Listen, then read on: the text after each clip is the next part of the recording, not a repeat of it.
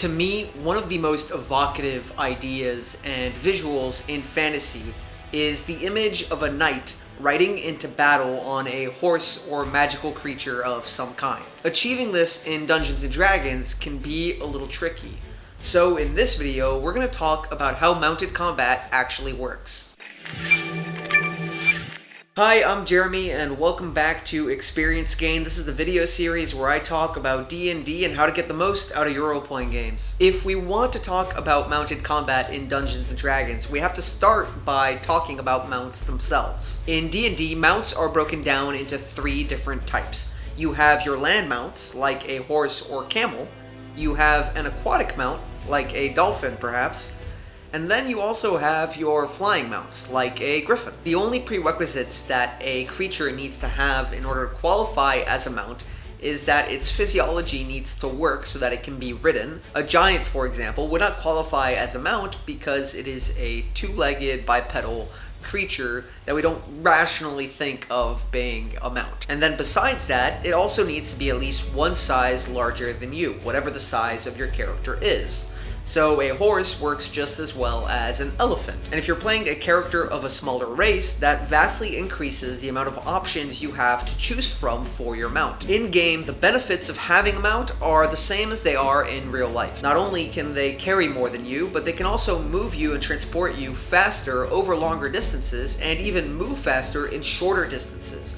At either extreme, they're inherently better than you would likely be. Getting a mount can be complicated if you decide to go out into the wild and tame one yourself, but it can also be rather simple.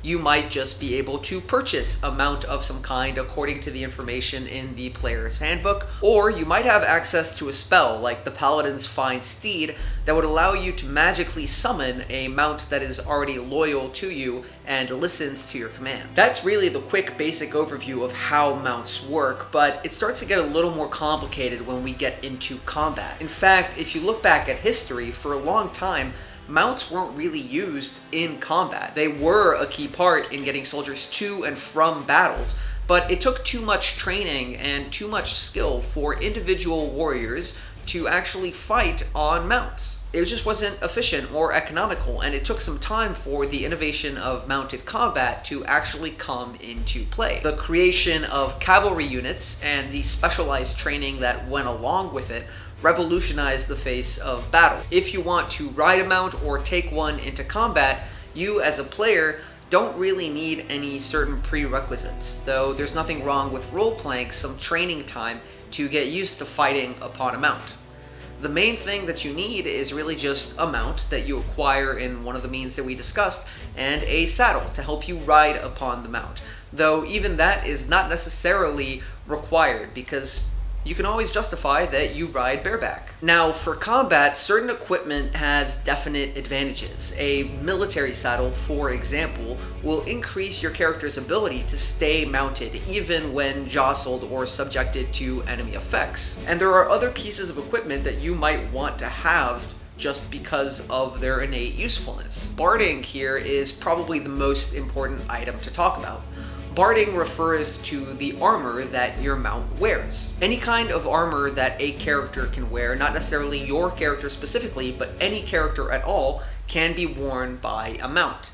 It has the same effects of increasing the armor class or posing disadvantage on stealth checks if that's relevant to your mount as it would on a player. It substantiates this cool idea of being a fully armored knight riding on a plate-mailed horse, for example, or a Pegasus if you decide to take things a little further. Not only is this cool visually, but now your mount will get to benefit from the armor class that armor bestows. For plate armor, it would be an armor class of 18. The only drawback here is that it's expensive and heavy, and so your mount will not be able to carry as much, and it will put you out of a little bit of gold, at least if you're earlier on in your adventures and don't have many resources. The details of this can be found more specifically in the player's handbook, but the simple version is that any armor that you would purchase for your mount costs 4 times as much for your mount as the base humanoid version would. So plate armor that would cost 1,500 gold for a person would actually cost 6,000 gold for your mount. Past that, there are a few mechanical things that are important to note about the kind of situations you might encounter as a player if you're trying to use your mount effectively. For example, it takes half your movement to mount or dismount, just like getting up from prone. In addition, if you are mounted and your steed is moved against its will, you must pass a DC 10 dexterity saving throw or fall off your mount and land prone. The same thing applies if you are subjected to an effect that would knock you prone while you are mounted. If your mount, however, is knocked prone, you can use your reaction to safely dismount rather than fall. If you choose not to, then you fall. Using this in practice, especially if you're using miniatures, can get a little bit more complicated than that, but it's not too much to handle. The key thing to remember is that you and your mount share the same space. When trying to figure out if you can reach an enemy with your weapon, you use the reach of your weapon and the space that your mount has. So if your mount is substantially larger than you, and you are riding it, then your reach extends from the ends of your mount's space, not the center of it. In reverse, any effect that can affect your mount's space can also affect you. The precise square, if you're riding a large creature, for example, doesn't actually matter. Your mount also shouldn't provide you or any enemies with cover, and regardless of how much space it takes up, by the rules as written, your mount doesn't actually provide you or your enemies with any cover. Riding a mount does in these ways make you more vulnerable, but it also gives you more opportunities to be creative with the tactics that you employ in combat, something that we'll get into a little more deeply in just a moment. Most of the potential tactics and other opportunities you may have access to due to your mount come down to how mounts are categorized. We've talked already about the different types of mounts: land mounts, aquatic mounts, and flying mounts. But now I'm actually referring to a different categorization. I'm referring to controlled and independent mounts. The more intelligent a mount is, the more likely it is to act independently. And this has important repercussions in the actual way that the game goes, whether you're playing narratively or more tactically with miniatures and terrain. Let's start with a controlled mount. A controlled mount shares your initiative slot. It doesn't use any of your actions, but it does move as you direct it, and it can take 3 possible actions: dash, disengage, or dodge. In this way, with a controlled mount, you kind of have a combined turn, and your mount can move and act as you direct it, and even right as you mount it. An independent mount, however, can move and act as it wishes, and it's kind of a double-edged sword. While working with an independent mount might provide you with more creative opportunities and a altogether better and more capable steed, you might also be subject to certain consequences, like if your mount is feared or afraid just narratively and decides to run away, it can act of its own volition. If you take this from a narrative perspective and consider the relationship that you as a character would have with your mount, then especially at first when that bond is weak, your mount is much more likely to leave you behind or to not really care for your direction even when you choose to give it. Whereas an intelligent mount that you bond with over time can not only respond to your direction and have all the benefits of a controlled mount, but also then make its own decisions based off its understanding of the situation. That flexibility can be a huge asset later on, but should take time to nurture. Ultimately, I think these two things really come down to the narrative experience of the game. As a dungeon master, you probably shouldn't penalize your players based on the kind of mount that they have from a tactical or combat point of view, unless that's something that you discuss with your players beforehand and you're all on board with how it contributes to the overall narrative experience you're having at the table. If mounted combat is something that you want to encourage more of in your games, or something that you as a player want to bring to the table, then consider the tactics and opportunities that it might offer you. As I've mentioned, mobility is often the largest assets that a mount provide. If your mount is a riding horse or warhorse, you can command it to take the dash action to move up to 120 feet in a single turn. You can do all this without having to sacrifice your own action or bonus action. It's a pretty huge advantage in mobility, best used when you have wider open spaces to work with, just like how mounted combat works in the real world. This mobility can be a huge asset for squishy characters who want to keep their distance, or melee characters who want to get in close to squishy characters trying to keep their distance. You can even use it for hit and run tactics, especially if you combine it with the lance. The lance is a particular weapon that's typically two-handed unless you're using it while mounted. in which case you can use it as a one-handed weapon, allowing you to carry either another weapon or a shield. The lance is a 2d6 weapon, so it's really powerful. It's up there with all the other top weapons. And it also happens to be a reach weapon, meaning that if you're using it while mounted, you can use your mount's movement to move you close enough to a melee enemy so that you're in range of them, but they're not in range of you. Or maybe it's the other way around. Essentially, you can get close enough that you can attack them without them attacking you. So you can use your mount's movement to run up, use your attacks at reach with your lance, and then use the rest of your mount's movement to run away, further out of range than they could even catch up to on their turn. And that's just with a land mount. Consider if you have a flying mount. Now all of a sudden you're a real danger on the right. Battlefield. So what if you've resolved to make mounted combat a part of your next character? Well, here's how you can make that character a little bit more effective.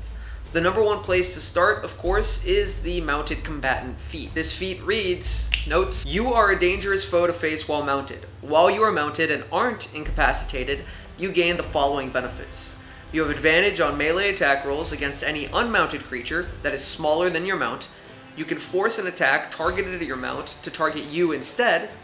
And if your mount is subjected to an effect that allows it to make a dexterity saving throw to take only half damage, it instead takes no damage if it succeeds on the saving throw, and only half damage if it fails. That's a pretty substantial power bump, one that a lot of people often suggest just making a part of using mounts if your character is supposed to be proficient with them right from the start. The verdict's still out for me. I'm not resolved on it one way or the other, but it definitely should be a part of your game, whether through the feat or through just the baseline capabilities of mounted fighters. The only other player character asset that can help you become better on mounts, beyond what we've already talked about, is the Cavalier Fighter subclass. This subclass from Xanathar's, oof, that's a hard one for my lisp to say. This subclass from Xanathar's Guide to Everything is meant to highlight the abilities of a mounted warrior and to make a character's potential and effectiveness while on a mount even greater. If you could see yourself pursuing this direction more fully and even committing several levels to it, I highly recommend that you check out the subclass. And that's it. That's mounted combat and what you can do with it. I will offer this homebrew rule in addition. I love the idea of allowing your mounts to trample smaller enemies. I actually wrote down how I would suggest going about it. Essentially, the concept is that it would be like a cavalry charge or having an elephant running overhead ready to trample all over you. You could only do it to enemies that were at least one size smaller than your mount, and it would force the enemy to make a dex check against the athletics of the mount or be knocked prone. If the mount is substantially larger than the target by 2 sizes or more, then you can impose disadvantage on the check or increase the difficulty. I think ways to balance this would have you require the mount to move in a straight line for at least 30 feet first, like some of the charge abilities that you see monsters have, and then it's up to you to decide whether you want this to target a single enemy or be for all enemies in a line from any point after the 30-foot mark to the end of your mount's movement. For battle-trained mounts, or perhaps more intelligent ones, or just in general those that are steeled for combat, I think it's a cool action to allow them to have to increase some of the combat abilities. And it's still risky because ultimately it puts you right in the center of danger, surrounded by a ton of enemies. If the enemies fail the check, sure, they'll be knocked prone, but if they succeed, they'll be standing right there and ready to retaliate against you. And those that succeed may even be able to make opportunity attacks if you continue to move past them. It's up to your discretion. Anyways, those are my ideas. Thank you for watching. I hope you enjoyed the video. If you have any suggestions of topics that you want me to cover, leave a comment down below and let me know. And if you like this video and want to see more from me, subscribe. I make a new video every Friday and I'm not letting it up this year. Until next week.